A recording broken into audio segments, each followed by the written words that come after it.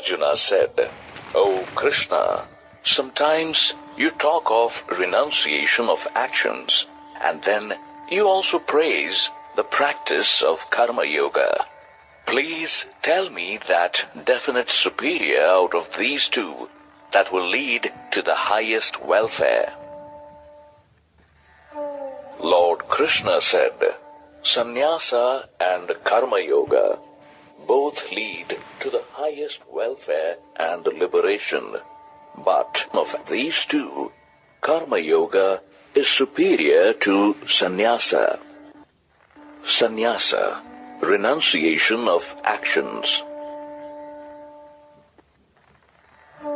O Mahabahu, the one who neither hates nor desires is considered as an ever-renouncer, for he who is free from dualities is easily released from the bondage of actions.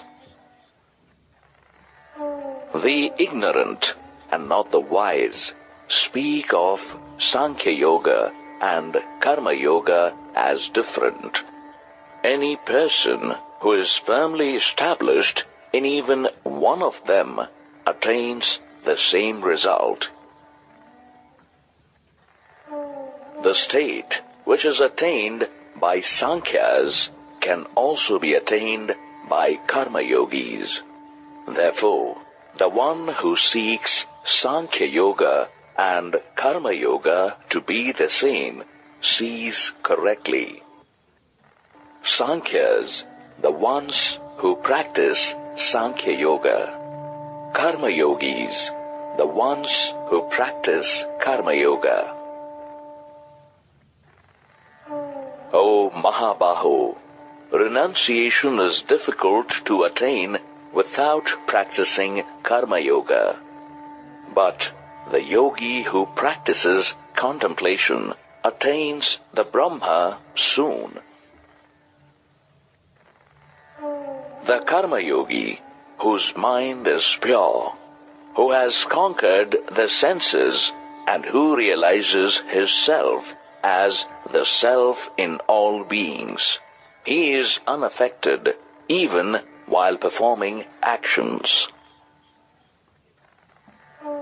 Absorbed in the self, the knower of truth thinks that, "I certainly do not do anything, even while seeing, hearing, touching, smelling, eating, walking, sleeping, breathing, talking, letting go, receiving, opening, and closing the eyes."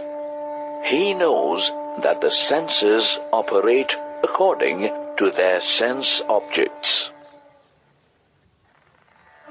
One who acts by offering and dedicating his actions to the Brahma without getting attached to them, he is not stained by any sin, just as the lotus leaf is not stained by water. Having abandoned attachments, the Karma Yogis perform actions with their body, mind, intellect, and the senses for the purification of the self. A yogi attains the eternal peace by renouncing the fruits of his actions, whereas a person attached to the fruits of his actions, led by his desires, gets bound. A person mentally renounced in all the actions, even while being self-controlled and settled happily in the city of 9 gates, that is, the body, neither acts himself nor causes the body and senses to act. The Lord neither determines the doership of men, nor their actions, and not even their association with the results of actions, but it is the nature that acts. The omnipresent Lord does not take demerit of sinful deeds or the merits of saintly deeds of anyone. Men are deluded because their wisdom is enveloped by ignorance. But for those who have destroyed this ignorance by the knowledge of the self, that knowledge, shining like the sun, reveals the Supreme Self. The one whose intellect is completely absorbed in the divine, whose mind is one with him and is established in him, such a yogi, with his sins wiped out by wisdom, attains a state from where there is no return and becomes free from the cycle of rebirth. The wise look upon a Brahmana enriched with knowledge and humility, a cow, an elephant, a dog, and the crooked with equanimity. Those whose mind is established in equanimity have conquered this mortal world too, for the Brahma is innocent and is equanimous to all. Therefore, they are established in Brahma.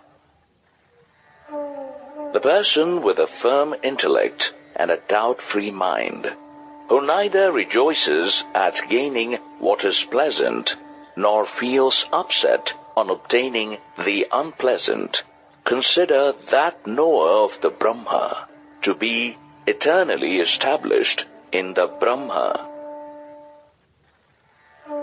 The one whose mind is unattached to the external sense objects, he experiences the joy that resides in the self. By engaging himself in the meditation of the Brahma, he enjoys the eternal bliss. O Kaunteya, the pleasures that are born out of contact with the sense objects are certainly the source of suffering and have a beginning and an end. Therefore, the wise do not indulge in them. The person who is able to withstand the urges of desires and anger before leaving his body, he is a yogi and the happy one. The one who rejoices within himself and who is illuminated within by the light of knowledge, that yogi himself becomes the Brahma and attains the absolute peace. The sages whose sins have been destroyed, who are free from doubts, who are devoted to the welfare of all beings, and whose mind is established in God, such sages attain the absolute peace. Those wise men who are free from desires and anger, who have conquered their mind and who have realized their true self, they attain the absolute peace while being alive and also after death. Avoiding all worldly pleasures, fixing the gaze between the eyebrows, regulating and equalizing the incoming and outgoing breaths within the nostrils, he who has the senses, the mind, and the intellect under control, that sage, having liberation as his supreme goal, and being free from desire, fear, and anger, is certainly liberated forever. The devotee who recognizes me as the enjoyer of all sacrifices and penance, as the supreme Lord of all the worlds, and as a true friend of all beings, he attains peace.